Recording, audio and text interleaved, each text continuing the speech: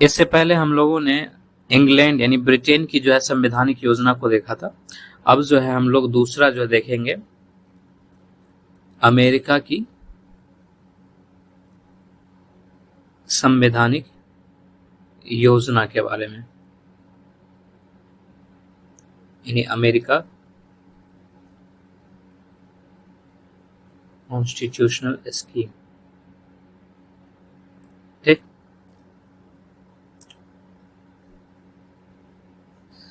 संयुक्त राज्य अमेरिका की जो राजनीतिक प्रणाली है वो बहुत ही मौलिक और बहुत ही महत्वपूर्ण है, क्योंकि अमेरिका के कई राज्य जो है, जो अमेरिका के राज्य थे, कई राज्य वो 18वीं शताब्दी में जो है 18वीं शताब्दी में ये ब्रिटेन के उपनिवेश रहे थे। जैसे भारत था तो ब्रिटेन के जो है उपनिवेश रहे थे, यानी कि कॉलोनी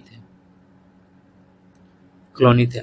1776 ईस्वी में जो है 13 उपनिवेश जो है वो स्वतंत्र हो गया और अपनी स्वतंत्रता की जो है घोषणा किया। स्वतंत्रता की जो है इसने घोषणा किया। इसको जो डिक्लेरेशन ऑफ इंडिपेंडेंस कहा जाता है। और यही 13 जो प्रांत थे या राज्य थे, इन्होंने मिलकर जो है संयुक्त राज्य अमेरिका का निर्माण किया। संयुक्त राज्य अमेरिका का निर्माण किया, इसलिए जो है इनको संयुक्त राज्य अमेरिका कहा जाता है, यूनाइटेड स्टेट्स ऑफ अमेरिका कहा जाता है। ठीक है, कि नींव रखी। ठीक, यानी कि अमेरिका के कई राज्य जो है 18वीं शताब्दी में ब्रिटेन के उपनिवेश थे, कॉलोनी थे। और 1776 में जो है 13 ऐसे उपनिवेश जिन्होंने अपनी स्वतंत्रता की घोषणा की थी, उसके माध्यम से जो है संयुक्त राज्य अमेरिका की नींव रखी गई। ठीक है, और ऐसा कहा जाता है कि जो संयुक्त राज्य अमेरिका था, ठीक है, इसके जो इसमें जो व्यक्ति रहते थे वो मूल रूप से आदिवासी थे। मूल रूप से जो है यहाँ के लोग जो है आदिवासी समुदाय के लोग रहते थे। ठीक, और जब यूरोप जो है अलग अलग देशों में उपनिवेश बनाना शुरू किया था, तो उसी क्रम में जो है एक नए देश की खोज की और उसी प्रक्रिया में जो है अमेरिका को भी जो है खोजा गया था। ठीक, अमेरिका के लिए मतलब अमेरिका को भी जो है खोजा गया था। और जब अमेरिका का खोज हुआ तो यूरोप के कई देशों से जो है बहुत सारे उद्यमी लोग जो है अमेरिका में जाकर बस गए। इसके अलावा अफ्रीका के कुछ देश में जो अश्वेत रहते थे, जो अश्वेत लोग थे, इसको भी जो है दास बनाकर यहाँ पर जो है लाया जाता था। ठीक, और ये जो दास थे ये जंगल की कटाई करते थे, जंगल कटाई का कार्य करते थे। इसके अलावा जो है जो उद्योगपति आके बसते थे, ठीक है, और उनकी मदद भी जो है ये किया करते थे। तो इस तरह से जो है यहाँ पर शहर का निर्माण हुआ, उद्योग धंधे स्थापित हुए। ठीक, देखो जब ब्रिटेन ने अधिकांश राज्यों को अपना उपनिवेश बना लिया तो वहाँ धीरे धीरे यहाँ के लोगों में जो है स्वतंत्रता की भूख पैदा हो गई थी। और ये जो है 1776 में, यानी कि यही सारे लोग जो है 1776 में खुद को जो है इन्होंने स्वतंत्र बना लिया था। ठीक है, हालांकि जो है ऐसा कहा जाता है कि जब अमेरिका को आज़ादी मिली, ठीक है, अमेरिका को जब आज़ादी प्राप्त हो गया था, उसके बावजूद भी जो है यहाँ पर जो दास हुआ करते थे, यानी कि जो स्लेव्स हुआ करते थे, इसको जो है मुक्ति नहीं मिली थी, मुक्ति जो है नहीं मिली दासों को। ठीक, इसके अलावा जो है आज़ादी के बाद भी जो है जो अश्वेत थे, यानी कि जो ब्लैक्स थे, ठीक है, इस पे जो है जो श्वेत आदमी होता था उसका शोषण, मतलब उसके द्वारा जो है अश्वेत का शोषण किया जाता था। इनको जो है श्वेतों के तरह, यानी कि जो व्हाइट्स होते थे, यानी स्किन का जो टोन था, स्किन रंग जो व्हाइट था, उसके तरह जो है इनके अधिकार नहीं थे, की तरह इनके अधिकार नहीं आजादी के बाद जो है। ठीक, इसलिए जो है अश्वेत की समस्या से अमेरिका जो है लगातार परेशान था। ठीक, हम लोग जो है अब देखते हैं इसके संविधान के बाद बातें करते हैं। तो संयुक्त राज्य अमेरिका के संविधान की चर्चा करते हैं। तो यहाँ पर जो है संयुक्त राज्य अमेरिका का संविधान जो है ये संघात्मक है, फेडरल है, और जब आज़ादी इसको मिली थी उसके बाद से 13 जो है राज्य जो है उन्होंने स्वतंत्र राज्य जो थे उन्होंने जो है समझौता किया था, उसी से जो है इसका निर्माण हुआ था, अमेरिका का निर्माण हुआ। इसलिए जो है इसकी जो मूल प्रकृति बन गई, ठीक है, जो मूल प्रकृति बनी है अमेरिका का वो संघात्मक हो गया। ठीक, देखो शुरू में क्या था, अगर शुरू की बात करें तो अमेरिका भी जो है एक परिसंघ था, यानी कि राज्यों का जो है ये परिसंघ था। शुरू में राज्यों का परिसंघ था, यानी कि वहां के राज्य को जो है संघ से निकलने की आजादी थी। ठीक, लेकिन बाद में जो है जो राज्य थे, यानी कि जो जैसे कि 13 राज्य मिलके जो है एक देश का निर्माण किया था, इसी में 13 राज्य थे इस तरह से। तो शुरू में जो है इसमें से किसी भी राज्य को बाहर निकलने की आज़ादी थी, इसलिए इसको परिसंघ कहा जाता था। बाद में जो है ये आज़ादी छीन लिया गया, इस वजह से ये संघात्मक हो गया। बाद में जो है अमेरिका जो है वो संघ बन गया, यानी कि फेडरेशन बन गया। ठीक, और फेडरेशन कहने का मतलब क्या है कि जो राज्य है, ठीक, उसको संघ से पृथक होने की आजादी नहीं है, पृथक होने की शक्ति अब नहीं है। ठीक, यहाँ पर जैसे कि संघात्मक है तो यहाँ पर जो है लिखित संविधान है, लिखित संविधान की व्यवस्था है। ठीक है, राज्यों के अपने संविधान है, यानी कि हर राज्य का जो है राज्यों के अपने अपने संविधान है, सबके अपने संविधान है। इसके अलावा जो है यहाँ पर जो केंद्र है और जो राज्य है इसके बीच में जो है शक्तियों का स्पष्ट विभाजन है, क्योंकि ये समझौता से बना हुआ देश है, शक्तियों का जो है स्पष्ट विभाजन दिखता है।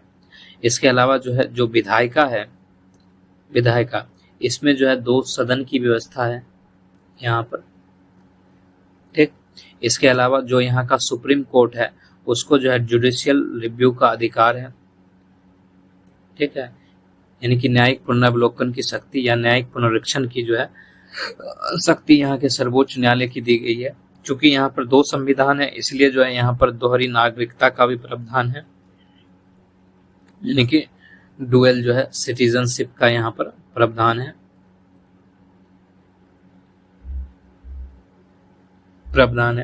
इसके अलावा जैसे अपने देश में जो अवशिष्ट शक्तियां होती है, जो जुडिशरी पावर होता है, वो जो है केंद्र के पास दिया गया है, लेकिन यहाँ पर जो अवशिष्ट शक्ति है वो राज्यों के हाथ में है।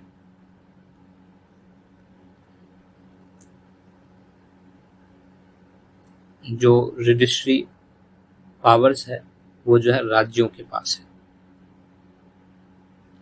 ठीक, इसके अलावा जो यहाँ पर संघ है, ठीक है, यानी कि फेडरेशन, इसकी जो शक्तियां हैं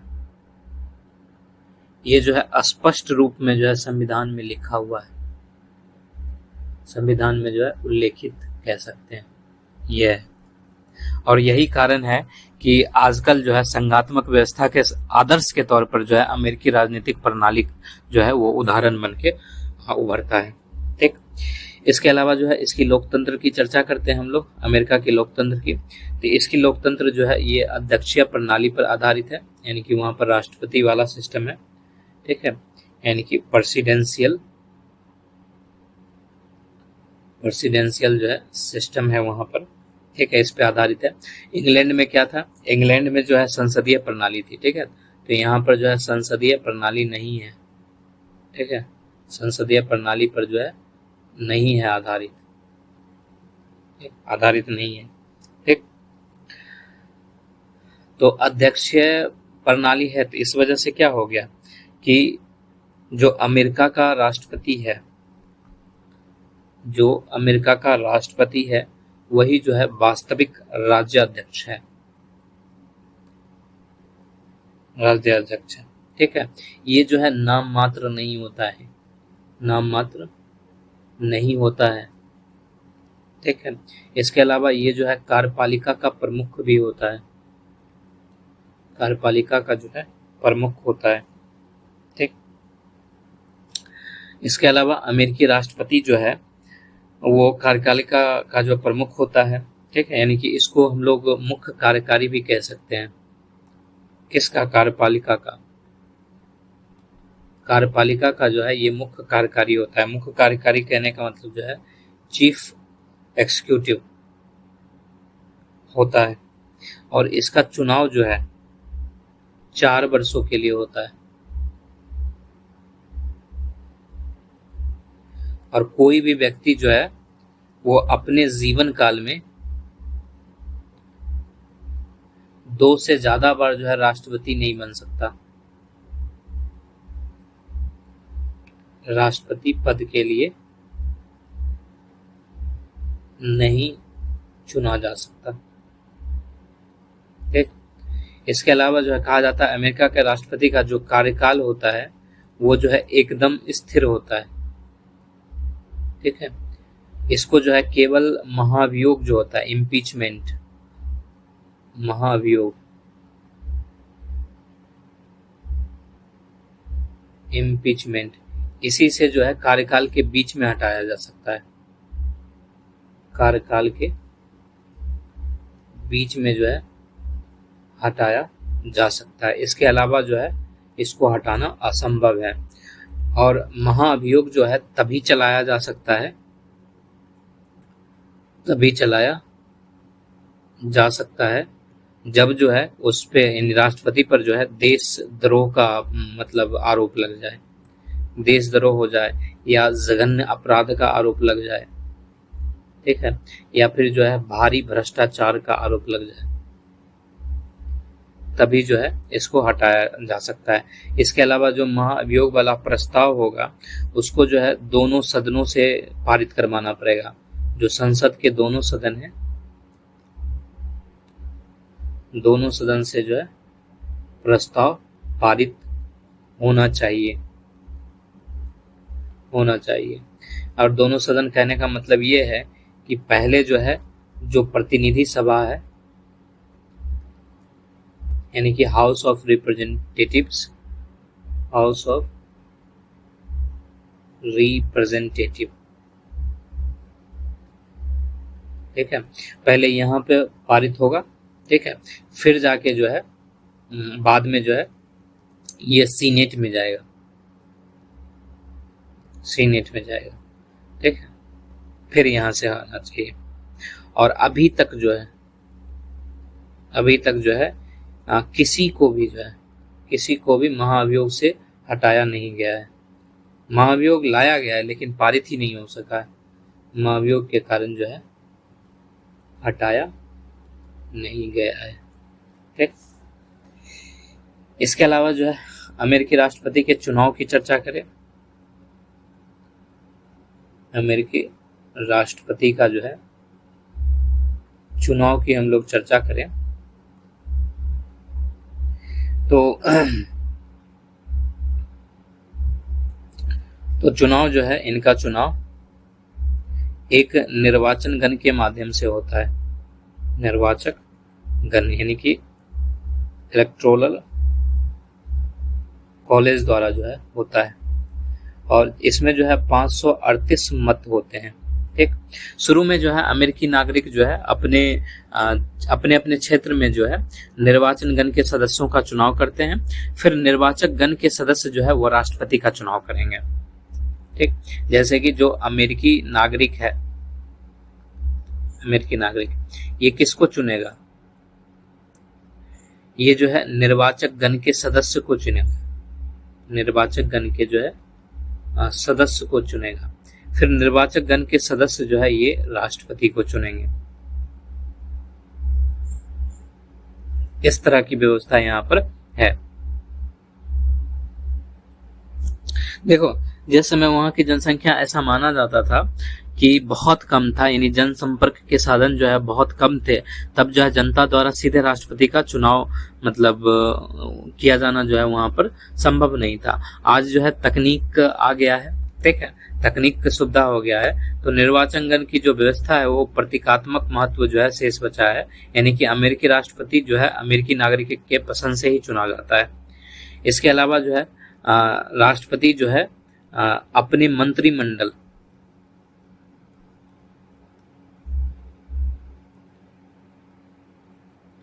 जो राष्ट्रपति होते हैं ये जो है अपने मंत्रिमंडल यानी कि कैबिनेट, इसके निर्माण के लिए ब्रिटिश की जो व्यवस्था थी विधायिका के सदस्यों के चयन वाली, उस तरह से जो है ये बाध्य नहीं है। मतलब कि वो अपनी पसंद के किसी भी व्यक्ति को मंत्री बना सकता है। ठीक है, इन राष्ट्रपति जो है अपनी पसंद के किसी भी व्यक्ति को जो है मंत्री बना सकता है। ठीक है, और जब चाहे तब हटा भी सकता है। ठीक, चाहे तो जो है जब भी हटा भी सकता है। इसके अतिरिक्त जो है जो उच्च अधिकारी होते हैं इसकी भी नियुक्ति जो है राष्ट्रपति करता है। ठीक है, उच्च अधिकारी कहने का मतलब ये हो गया कि जैसे कि सेना के जो उच्च अधिकारी हो गए, इसके अलावा जो है सर्वोच्च न्यायालय के न्यायाधीश हो गए, इसके अलावा जो है जो अन्य संघीय न्यायालय इसके न्यायाधीश हो गए, इसके अलावा जो है राजदूत हो गया, ये सब जो उच्च अधिकारी होते हैं इसकी नियुक्ति जो है मतलब राष्ट्रपति द्वारा किया जाता है। हालांकि जो है अगर इनकी नियुक्ति हो गई एक बार, ठीक है, जब नियुक्ति कर दिया जाता है तो सीनेट का अनुसमर्थन भी हासिल करना पड़ता है। बस ये थोड़ी सी बाध्यता है, लेकिन ये कोई बड़ी बात है नहीं। तो सीनेट का जो है अनुसमर्थन हासिल करना पड़ता है। ठीक, ये था राष्ट्रपति के बारे में। अब हम लोग जो है अमेरिका के विधायिका के बारे में देखते हैं। अमेरिका या अमेरिकी विधायिका, अमेरिकन लेजिस्लेचर।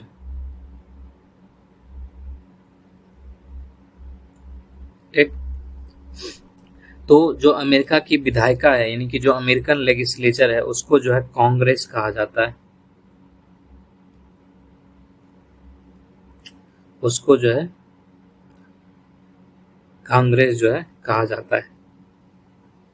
ठीक, देखो अमेरिका की जो संघीय प्रणाली, अमेरिका जो है वो संघीय प्रणाली पर आधारित है, इसलिए जो है वहां पर स्वाभाविक तौर पर वहां का विधानमंडल जो विधानमंडल है वो द्विसदनीय होता है।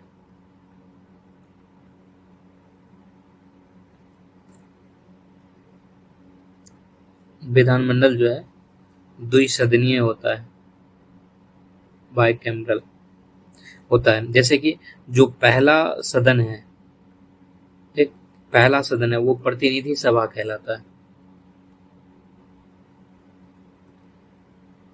यानी कि हाउस ऑफ रिप्रेजेंटेटिव्स कहलाता है। इसके अलावा जो दूसरा सदन है वो सीनेट कहलाता है। ठीक है, इसको जो है उच्च सदन भी कहते हैं। ठीक, यानी कि अपर हाउस कहा जाता है। ठीक, तो वहां की विधायिका की इस तरह से स्ट्रक्चर है। इसके अलावा जो है वहां के प्रतिनिधि सभा की बातें करें, यानी कि पहले सदन की बातें करें तो प्रतिनिधि सभा यानी कि हाउस ऑफ रिप्रेजेंटेटिव्स, तो इसमें जो है 435 सदस्य होते हैं। ठीक है, और ये सदस्य जो है देश की जनता द्वारा सीधे चुना जाता है, देश की जनता द्वारा जो है चुने जाते हैं। ठीक है,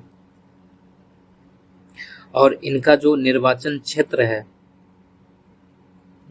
क्षेत्र वो जनसंख्या के आधार पर तय होता है,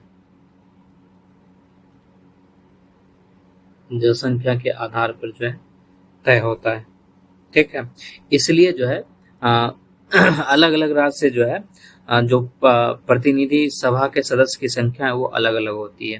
ठीक है, तो ये भी कह सकते हैं सब राज्य में, ठीक है, समान नहीं, क्योंकि जो है अलग अलग राज्य में अलग अलग जनसंख्या हो सकती है, तो इसलिए जो है प्रतिनिधि जो है वो प्रतिनिधि की संख्या जो है वो समान नहीं रहेगी, सब जगह से अलग अलग होगा। ठीक है, बस यहाँ पर शर्त ये है, ठीक है, कि जो उम्मीदवार चुनाव लड़ेगा, ठीक है, जो चुनाव लड़ेगा उम्मीदवार, उसको वो जहां से है वहीं से चुनाव लड़ना पड़ेगा। ठीक है, उसी निर्वाचन क्षेत्र से लड़ना पड़ेगा जहां का जो है ये निवासी है। ठीक, ये चीज है। और इस नियम के वजह से जो है कभी कभी बहुत ज्यादा जो प्रतिभाशाली लोग रहते हैं वो वहां के राजनीतिक अवसर से वंचित हो जाते हैं, लेकिन इससे जो है लोकतंत्र की भावना को जो है मजबूत मिलता है। और जो प्रतिनिधि सभा के सदस्य होते हैं, ठीक है, इनका निर्वाचन जो है 2 वर्ष के लिए होता है, और जो है इस अवधि को किसी भी तरह से ना ही बढ़ाया जा सकता है, ठीक है, और ना ही घटाया जा सकता है। इसकी ये नहीं है वहां पर सिस्टम। ठीक, इनका सदस्य का निर्वाचन जो है वो 2 साल के लिए होगा। ठीक, अब इसके बाद जो है दूसरा सदन बचता है। दूसरा सदन जिसको सीनेट कहते हैं, उस पे आते हैं हम लोग।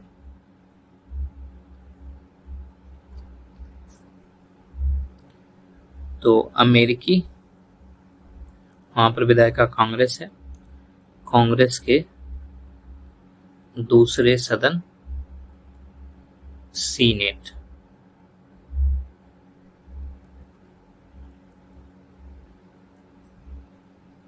तो इसका जो ढांचा है, सीनेट का ढांचा, वो संघात्मक व्यवस्था के अनुरूप है या फिर संघात्मक शासन प्रणाली की आवश्यकताओं के जो है अनुरूप है इसका ढांचा। यानी कि प्रत्येक राज्य में, ठीक, प्रत्येक राज्य को जो है सीनेट में 2 प्रतिनिधि भेजने का अधिकार होता है, भेजने का जो है अधिकार होता है।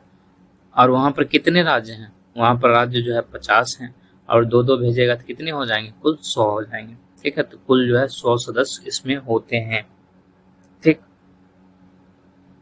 यानी कि ये जो है जनसंख्या या क्षेत्र की दृष्टि के आकार पर निर्भर नहीं करता है। ठीक है, ये नहीं करता है।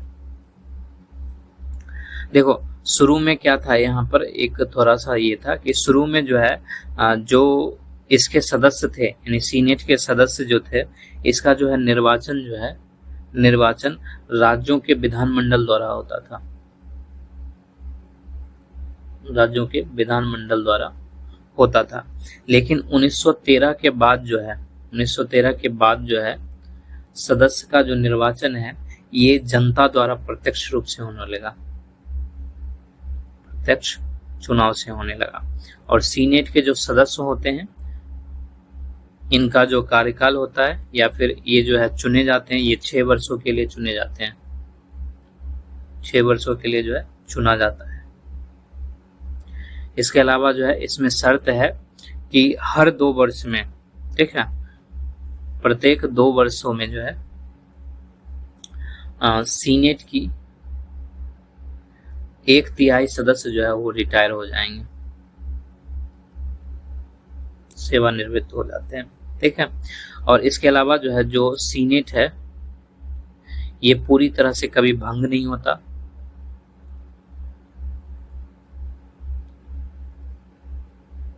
भंग नहीं होता है। इसी वजह से जो है इसको अस्थाई सदन कहते हैं, यानी कि जो है परमानेंट हाउस कहा जाता है इसको। ठीक, इसके बाद जो है हम लोग देखते हैं अमेरिका के उपराष्ट्रपति के बारे में। ठीक है, तो जाहिर सी बात है ये जो है सीनेट का सभापति होगा, तो ये जो है सीनेट का सभापति होता है। ठीक, इसका चुनाव जो है राष्ट्रपति के साथ ही किया जाता है। ठीक, और वही 4 वर्ष के लिए ही होता है इनका चुनाव। ठीक, ये जो है समान रूप से ऐसा कहा जाता है कि ये तटस्थ रूप से मतलब कार्य करता है, यानी इसका झुकाव जो है किसी के तरफ नहीं होता है, तटस्थ रूप से जो है कार्य करता है, मतलब कि यदि किसी मामले में जो है पक्ष और विपक्ष में बराबर मत पड़ जाए और उसके कारण जो है फैसला नहीं हो पा रहा है, तो ये जो है निर्णायक मत भी देता है, निर्णायक मत देता है। इसके अलावा दूसरी चीजें इसको इसलिए भी रखा गया है कि मान लेते हैं कि जो राष्ट्रपति है, ठीक है, ये इनकी मृत्यु हो जाती है, या फिर जो है ये इस्तीफा दे देता है, ठीक है, या फिर जो है इस पे महाभियोग लगाया जाता है, वही भ्रष्टाचार, ठीक है, जघन्य अपराध, देशद्रोह, तो लगाया जाता है। तो इस जब राष्ट्रपति को हटा दिया जाएगा, ये सारा साबित हो गया, राष्ट्रपति को हटा दिया, तो अब इसके स्थान पे कौन आएगा, तो इसके स्थान पर उपराष्ट्रपति जो है वो राष्ट्रपति बनेगा, ठीक है, यानी कि उपराष्ट्रपति जो है वो राष्ट्रपति का स्थान ग्रहण करता है, ठीक, ये था। अब हम लोग देखते हैं यहाँ के न्यायपालिका को, ठीक, और हम लोग बात करेंगे सुप्रीम कोर्ट के बारे में, सर्वोच्च न्यायालय यानी कि सुप्रीम कोर्ट, क्योंकि ये जो है यहाँ पर बहुत महत्वपूर्ण है और वर्तमान में जो है इसमें 9 न्यायाधीश हैं कुल। इसमें से जो है एक मुख्य न्यायाधीश होता है और ये जो है आजीवन अपने पद पर रहता है, अपने पद पर रहता है, ठीक। लेकिन यदि कोई न्यायाधीश जो है कम से कम 10 वर्षों की सेवा पूरी कर चुका है और 70 वर्ष का आयु हो गया, तो वो स्वेच्छा से जो है रिटायर भी कर सकता है। तो इस पे कोई शर्त नहीं है, बस जो है 10 वर्ष की सेवा उसको पूरी करना होगा, ठीक है, और उसकी जो आयु है वो 70 वर्ष हो गया है, ठीक है, तो वो जो है स्वेच्छा से जो है रिटायर हो सकता है, सेवानिवृत्त हो सकता है, ठीक है। हालांकि जो है ये न्यायाधीश को हटाने का तरीका क्या क्या है, हटाने का तरीका क्या है, तो इसका जो है एकमात्र तरीका है और वो है महाभियोग।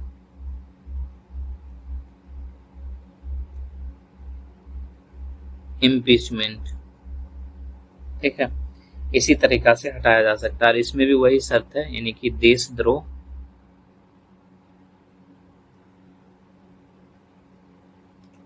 देशद्रोह हो गया, जघन्य अपराध हो गया, या फिर जो है भारी भ्रष्टाचार, इसी आधार पर हटाया जा सकता है, ठीक।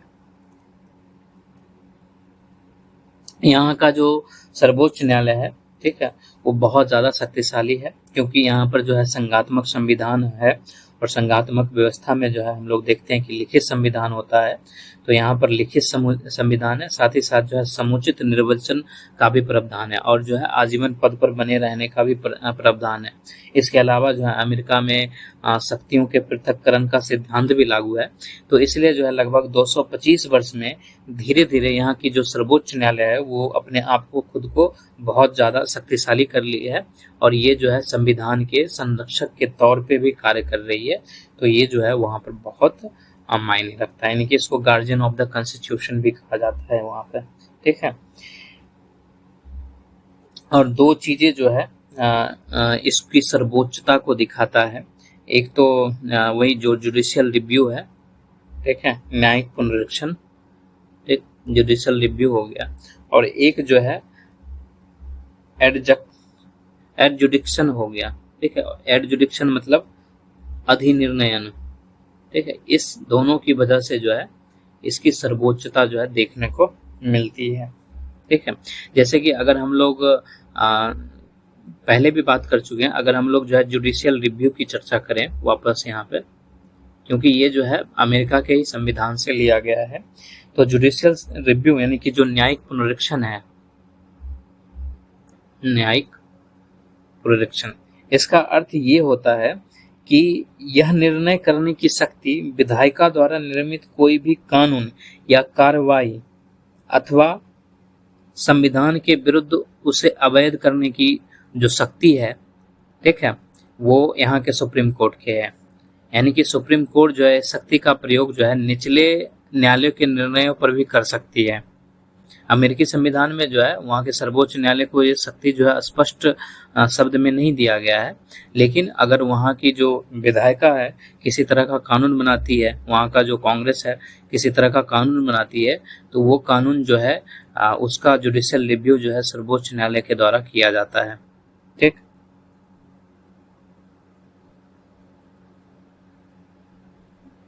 तो ये जो है इसका अर्थ होता है। और एक जो है एडजुडिक्शन होता है, यानी कि अधिनिर्णयन।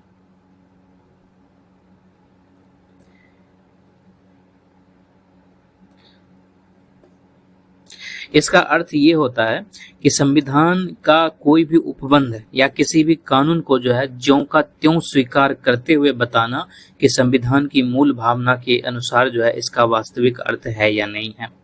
ठीक है, और ये शक्ति जो है अमेरिकी सर्वोच्च न्यायालय ने धीरे धीरे हासिल की है। वो संविधान के शब्दों की नई व्याख्या करता है और जो विधानमंडल होता है उसके कार्य को नियंत्रित करता है।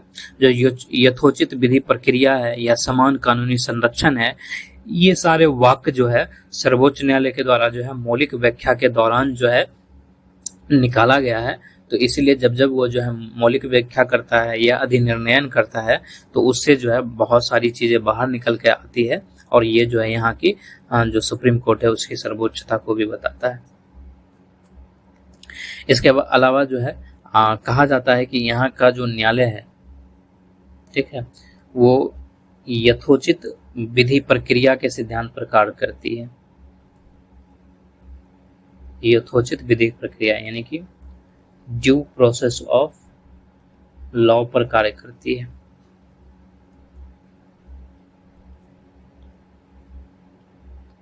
अनुसार जो है कार्य करती है। ब्रिटेन में क्या था? ब्रिटेन में जो है विधि द्वारा स्थापित प्रक्रिया के अनुसार कार्य करती थी। ठीक है, तो यहाँ पर जो है जो विधि द्वारा स्थापित प्रक्रिया है, ठीक है, इस पे कार्य नहीं करता है, नहीं करता है। ठीक है, और ये जो यथोचित विधि प्रक्रिया है ये जो है वहां पर 5वें और 14वें संविधान संशोधन के माध्यम से जो है लाया गया है। ठीक,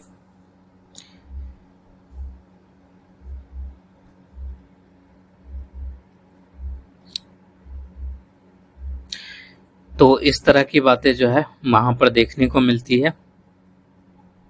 ठीक, इसके अलावा जो है जो वहां पे नहीं था, यानी कि जो प्राकृतिक विधि था, ठीक है, या फिर जिसको नैसर्गिक विधि कहते हैं, यानी कि नेचर्स लॉ, इसके सिद्धांत पे भी जो है ये कार्य करती है। इसके सिद्धांत पे कार्य करती है। ठीक, यानी कि जो सकारात्मक, यानी कि जैसे ब्रिटेन में सकारात्मक विधि को जो है सर्वोच्च माना जाता था, तो अमेरिकी संविधान जो है इसको सर्वोच्च नहीं मानता है। ठीक है, या अंतिम सत्य नहीं मानता है। इसका अर्थ ये है कि यदि संसद ने उपयुक्त प्रक्रिया का पालन करते हुए कोई विधि पारित की है तो न्यायपालिका जो है उसे इस आधार पर खारिज कर सकती है कि वह प्रकृति द्वारा मनुष्यों को दिए गए अधिकार के नियम के खिलाफ है। ठीक है, अगर जो है वो अधिकार प्रकृति के द्वारा मनुष्य को दिए गए अधिकार के खिलाफ है तो उसको जो है मतलब खत्म कर देगी, और ये जो है शक्ति अमेरिकी न्यायपालिका को दिया गया है। ठीक, तो ये था हमारा जो है अमेरिका का संवैधानिक योजना। ठीक, तो इसमें हम लोग जो है यहीं तक रखते हैं।